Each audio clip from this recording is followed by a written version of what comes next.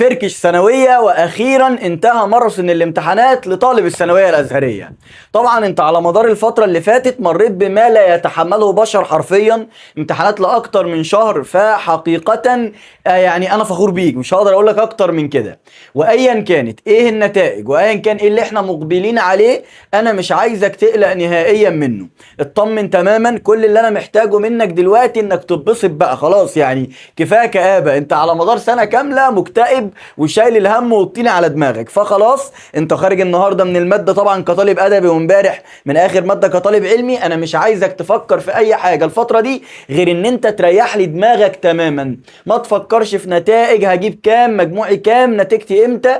اهدى شوية على نفسك، انت تحملت فعلا ما لا يتحمله بشر، مريت بفترة صعبة جدا جدا واخصها طبعا فترة الامتحانات.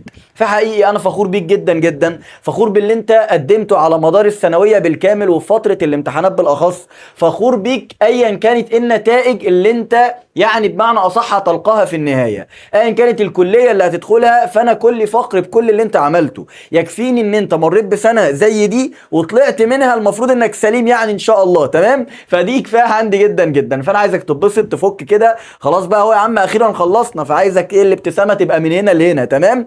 ما تفكرش في اي حاجه اليومين دول غير ان انت تريح دماغك، تهدى من كم الضغط اللي انت كنت فيه، وان شاء الله النتائج هتكون مرضيه ليك جدا جدا. وكفايه انك يعني بمعنى اصح تطمن كده ان النتائج دي بايد ربنا سبحانه وتعالى، وايا كانت ايه هي فده الخير ليك، وربنا سبحانه وتعالى مش بيعمل لينا حاجه وحشه. فانت خليك متطمئن كده تمام. خلاص يا رب انا عملت اللي عليا، وايا كانت ايه النتائج وايا كان ايه المجموع وايا كان ايه اللي هيحصل، دي يا رب بتاعتك انت بقى بمعنى اصح. خلاص انا الموضوع بالنسبه لي منهي، انا جبت ما عندي من طاقه على مدار السنوات. وافكرك واطمنك اكتر انه وان ليس للانسان الا ما سعى وان سعيه سوف يرى. فكده كده نتائج الجهد اللي انت عملته على مدار الثانويه هي مضمونه. النتائج دي جايه لي ازاي؟ احنا اتفقنا لا هي بتاعتي ولا بتاعتك، انا عكست ماشي ما علينا تمام. فحقيقي يعني خلاص انا عايزك بقى تهدى خالص كده. انا مبسوط جدا جدا انكم خلصتوا، لان انا حاسس بيكم فعلا وحاسس باللي انتوا مريتوا بيه. ولكن يعني المحزن في الامر ان انت خلاص هتمشي وتسيبني